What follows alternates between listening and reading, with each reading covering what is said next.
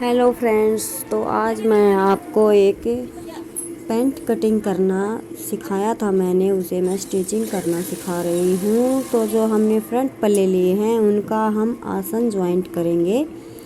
Joint करने के बाद जो हमने टक्स प्लेट पर निशान लगाया था वो प्लेट हम डाल लेंगे। ऑप्शनल है, अगर आप डालना चाहते हैं तो ठीक है, नहीं तो आप फ्रंट में नाड़ा भी डाल सकते हैं। आजकल तो फैशन नाड़ा डालने वाली का ही है, तो मैं अगली वीडियो में आपको वो पैंट भी स्टिच करना बताऊंगी जिसमें हम फ्रंट में नाड़ा डालते हैं। तो ये मैं फ्रंट में बेल्ट वाली लगा रही हूँ। तो हम अभी इसमें पॉकेट अटैच करेंगे। फ्रंट पर सीधे पार्ट पर सीधी पॉकेट रख के हम इस पर जो हमारी मोहरी का ये निशान है 6 इंच का, आधा इंच अंदर की तरफ करते हुए, जैसे मैंने आपको पहली वीडियो में बताया था उसी तरह से सिलाई लगाएंगे। और फिर छोटे कट देते हुए इसे अंदर फोल्ड करते हुए हम एक लब की सिलाई लगाएंगे, जो कि फिनिशिंग सिलाई बोली जाती है। तो हमारी आधी पॉकेट तैयार हो गई है। अब हम इसे बाहर की तरफ सीधा करेंगे और दूसरी पॉकेट मेरी नीचे गिर गई है, उसे उठाकर हम सफाई के साथ इसके नीचे ही लगाकर एक सिलाई से इस पूरी जेब को कवर करेंगे।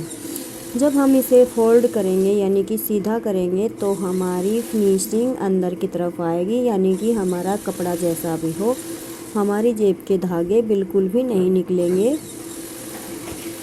तो अभी मैंने ये सिलाई पूरी कर ली है। अब मैं इस कपड़े को अंदर की तरफ फोल्ड करते हुए, ज़्यादा तामझाम करने की कोई ज़रूरत नहीं है, बस सिंपल तरीके से भी आप तैयार कर सकते हैं। तो देखिए, मैंने आपके सामने कोई एक्स्ट्रा कट वगैरह कुछ नहीं लगाया है। गोलाई हमारे ऐसे भी शेप में आ जाती है। हल्की गोलाई होती है तो ज़्यादा गोलाई में तो हमें कट डालने पड़ते हैं। तो हमारी जेब बाहर से फिनिशिंग के साथ हो चुकी है। अब हमें इसे फ्रंट पल्ले में अंदर की तरफ करना है और इसे पल्ले के साथ अटैच करते हुए एक सिलाई दे देनी है। इसके साथ साथ इसी सिलाई के ऊपर हमारा बैक पार्ट ज्वाइंट होगा। यही हमारी मेन सिलाई होगी, यानी कि सिलाई के ऊपर हमें सिलाई लगानी है। तो अभी हम इसमें बेल्ट लगाने के लिए एक 4 इंच की पट्टी लेंगे।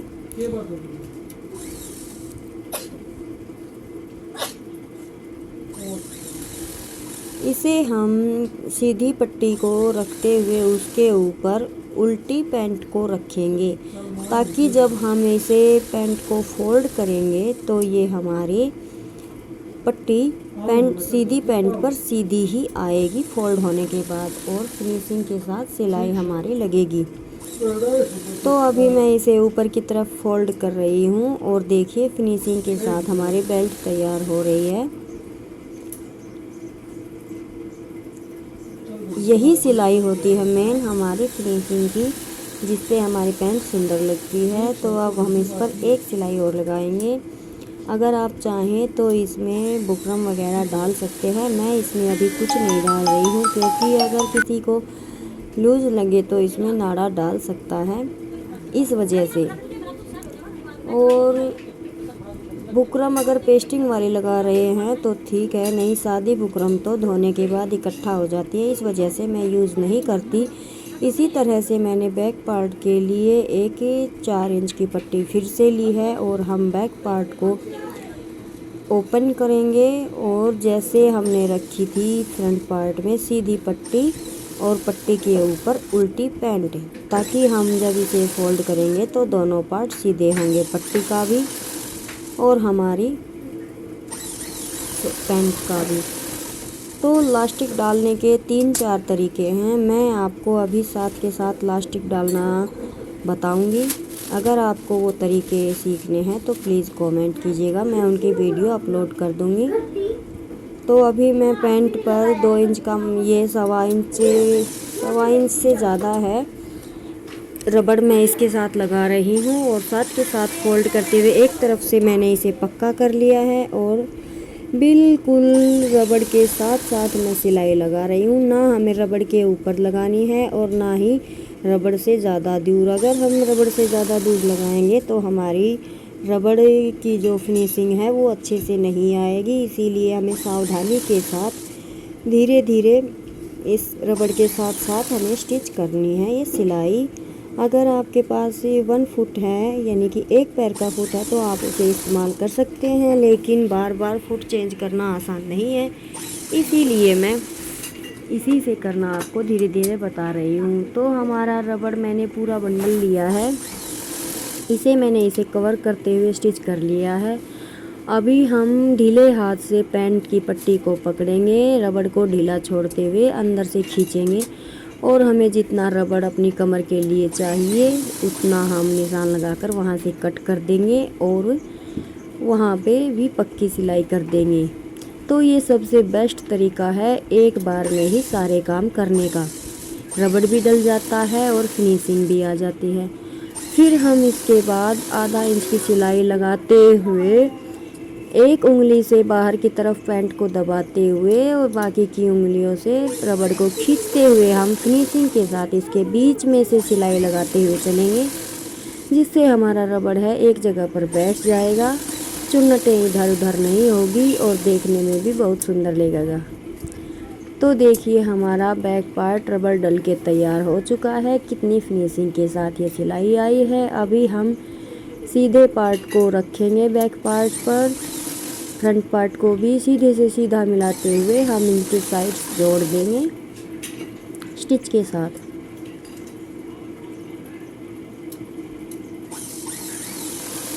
ये सिलाई हम आधा इंच की ही रखेंगे, नहीं तो हमारी पैंट की शेप ख़राब हो जाएगी। और जिस तरफ हमारी साइड पॉकेट है, पॉकेट तक तो हमने जो सिलाई लगाई है उसी सिलाई से सिलाई मैच होते हुए हमारी लगनी चाहिए और हम नीचे तक ऊपर से जोड़ते हुए आएंगे और नीचे मोहरी तक जाएंगे हमारी सिलाई। इसी तरीके से हम दूसरी साइड भी जोड़ लेंगे।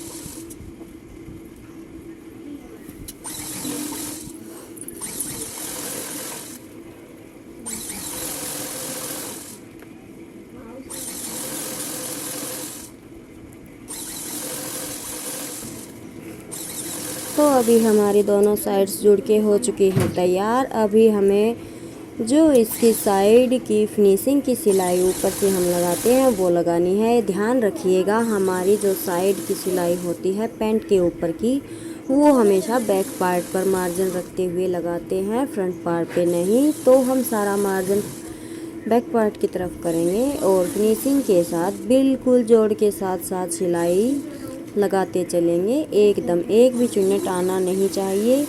तो इसी तरह से हम मोहरी से इस सिलाई को स्टार्ट करेंगे, ऊपर रबड़ की तरफ निकलेंगे और फिर दूसरी पैर पर भी रबड़ की तरफ से सिलाई शुरू करेंगे और मोहरी की तरफ से नीचे उतर जाएंगे।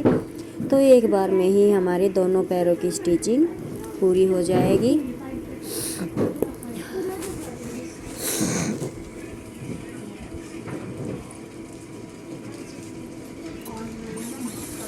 जब आप मोहरी से रबड़ की तरफ सिलाई लेकर आते हैं तो उसमें चुन्नट ज़्यादा नहीं पड़ती, लेकिन जब आप रबड़ से मोहरी की तरफ सिलाई लेकर आते हैं तो चुन्नट पड़ने का डर रहता है। तो वहाँ से आपको ध्यान रखना है, हाथ से कपड़े को खिसकाते हुए धीरे धीरे सिलाई लगाना है। अभी आपको मोहरी एक बराबर, हमारा फ्रंट और बैक पार्ट बिल्कुल बराबर होना चाहिए। यहाँ पर जब आपको पैंट को पकड़ते हैं तो आपको पता लग जाता है कि आपकी पैंट घूमेगी या नहीं। तो ये निशान लगाते हुए आपको बिल्कुल स्ट्रेट में और दोनों पार्ट को फोल्ड करते हुए निशान लगा लेना है। और याद करके हमें पहले आसन चेक कर लेना है कि हमारे फ्रंट और बैक पार्ट के आसन सेम मिल रहे हैं या छोटे बड़े हैं। अगर हमारे आसन यहाँ पर छोटे बड़े आ रहे हैं तो यकीनन हमारी पैंट की मोहरी घूमेगी, यानी कि हमारी पैंट में चुन्नट पड़ेगी, जो कि देखने में बहुत बेकार लगती है। तो अगर आप इस तरीके से पैंट स्टिच करेंगे तो आपकी पैंट में बिल्कुल भी सिलाई नहीं घूमेगी, नहीं चुन्नट पड़ेगी और एकदम फिनिशिंग के साथ आपकी पैंट तैयार होगी। इसका रिज़ल्ट मैं अभी आपको ये सिलाई लगाने के बाद दिखाऊंगी आपके फेस टू फेस बिल्कुल सामने। तो इस तरीके से बहुत इजी है पैंट को स्टिच करना, आसानी से बिगिनर्स भी 1 या 2 बार में ट्राई करेंगे तो आप ये पैंट स्टिच करना सीख जाएंगे। अगर आपको मेरे वीडियोस पसंद आते हैं तो प्लीज़ इन्हें लाइक और ज़्यादा से ज़्यादा शेयर कीजिए। और अगर मेरे चैनल पर नए आए हैं तो इसे सब्सक्राइब कर लीजिएगा और बेल आइकन की घंटी प्रेस कर दीजिएगा, ताकि आपको आने वाली मेरी वीडियो का नोटिफिकेशन आसानी से मिल जाएगा। और अभी हम इसके दोनों पार्ट्स ज्वाइंट कर रहे हैं, अंदर की सिलाई लगा रहे हैं। हमें आसन पे रिवर्स में स्टिच करते हुए पक्की कर लेनी है सिलाई, ताकि वहाँ से हमारी स्टिच हटे नहीं। और हमें पूरी पैंट में अपनी मोहरी का निशान लगाते हुए स्टिच कर लेना है। और इस तरह से हमारी पैंट हो गई है रेडी। यहाँ पे हमें 1 इंच के गैप से 2 सिलाइयाँ देनी है। बाई चांस कभी हमारी सिलाई टूटती है तो सेफ्टी के लिए एक सिलाई दूसरी बनती है। तो जी अब जब आप इस पैंट को सीधा करके देखेंगे तो आपको देखने से ही पता लग जाएगा कि हमारी पैंट में कोई फॉल्ट है या नहीं, या कि हमारे पैंट की मोहरी घूमेगी या नहीं। अगर आपको नाड़ा डालने वाली पैंट स्टिच करना सीखना है, कटिंग सीखनी है, तो मेरे चैनल पर कमेंट करें। मैं आपको उसकी कटिंग और स्टिचिंग की वीडियो जल्द ही अपलोड करूँगी। Thanks for watching.